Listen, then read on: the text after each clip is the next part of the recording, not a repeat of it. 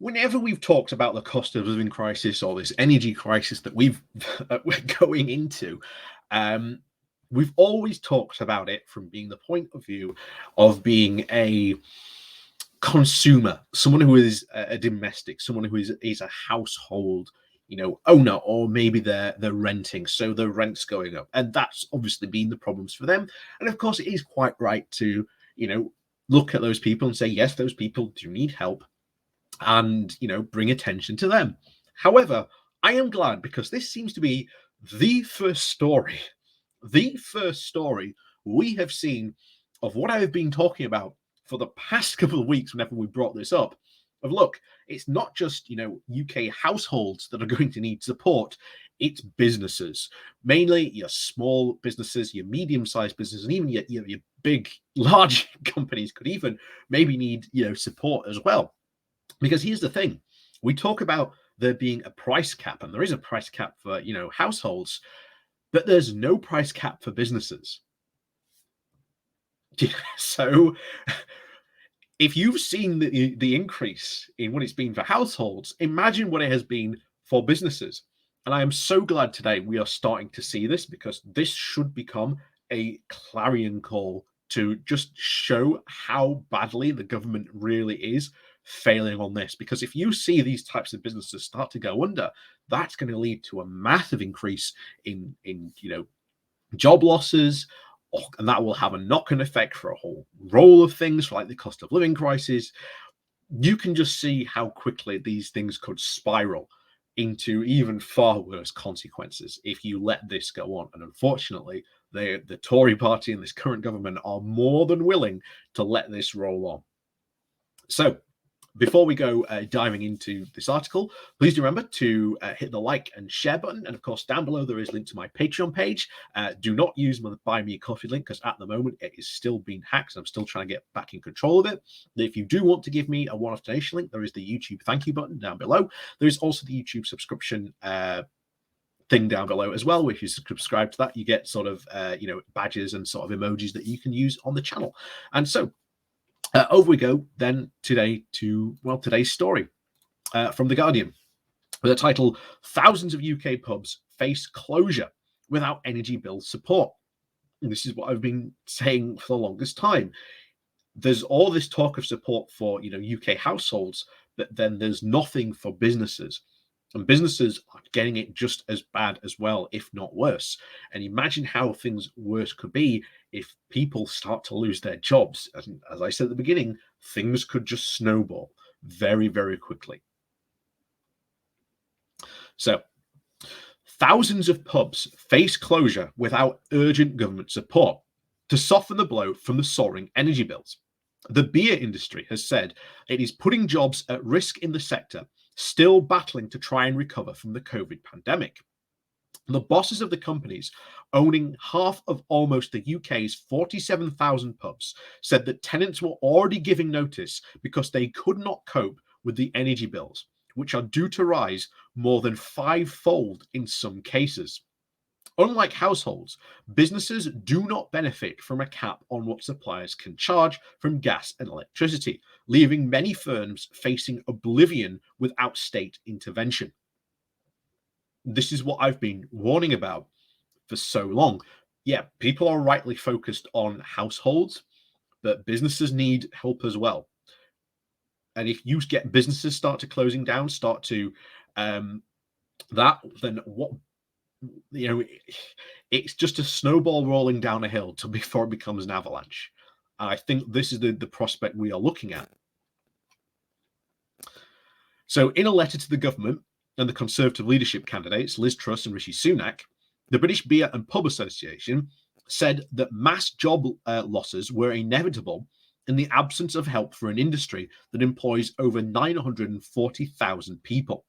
Nick McKenzie, the chief executive of the 3,000-strong pub chain Green King, said that the energy bill blow had come just as the sector was battling back from the ravages of the lockdowns, which hit the hospitality particularly hard and left many with very punishing debts. While the government has introduced measures to help households cope with the spikes in prices, businesses so far are having to face this alone. And this is only going to get worse come the autumn, Mackenzie said. And I wonder how much of a blowback this is going to have more on the Conservatives, because when most of the Conservatives who tend to be business owners start to get this blowback that, oh, this is now hitting our pocketbook, because it's not just pubs. Imagine if you're a food business and you've got a massive freezer that's got to be on 24/7, or you've got equipment, or you work in, like, I don't know, steel smelting or stuff like that, where you've got to use, furnace has got to be on, like, 24/7. You can't just turn it off and turn it on again.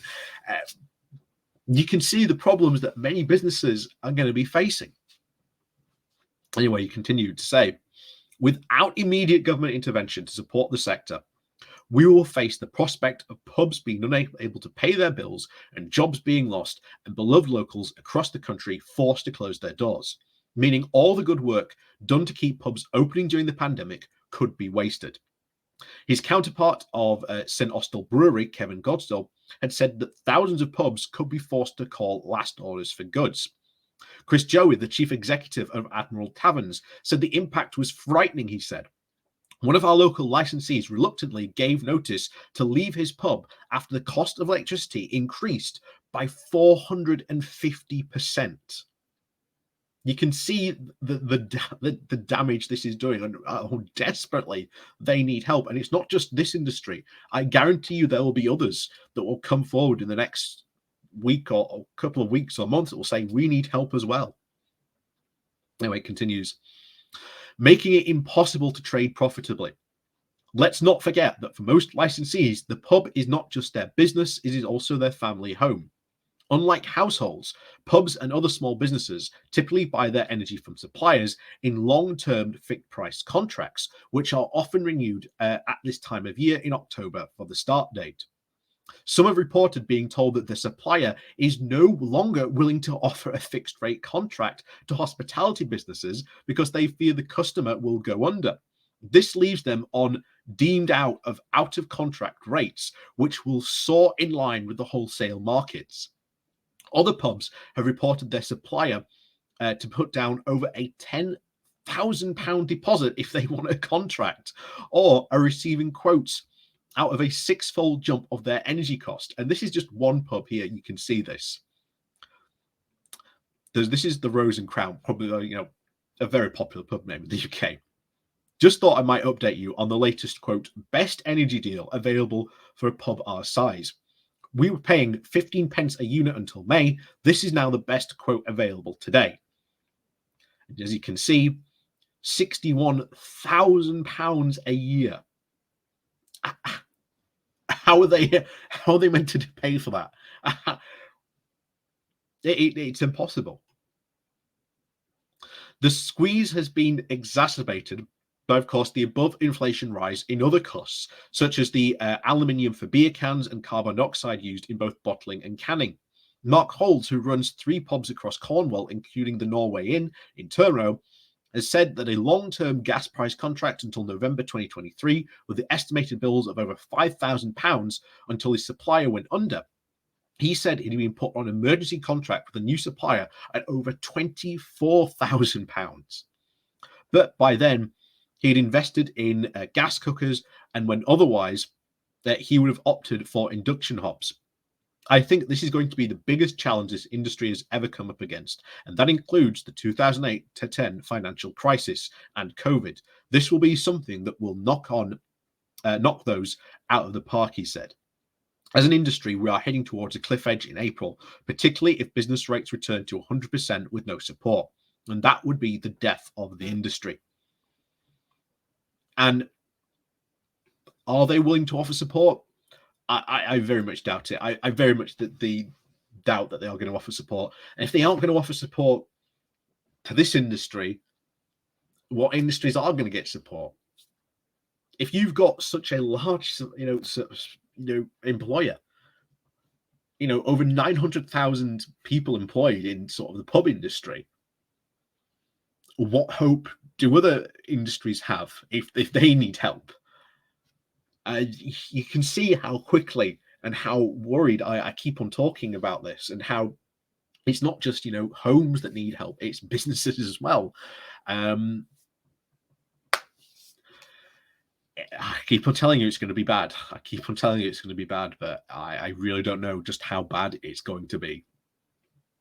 And always, with that said, thank you very much for watching. Please do remember to hit that like and share button on your way out. And of course, down below, there is a link to my Patreon page. And of course, there's the YouTube thank you button down below. And of course, there is the YouTube subscription button there as well if you'd like to support the channel that way. So, as always, thank you very much for watching, and we'll see you all next time.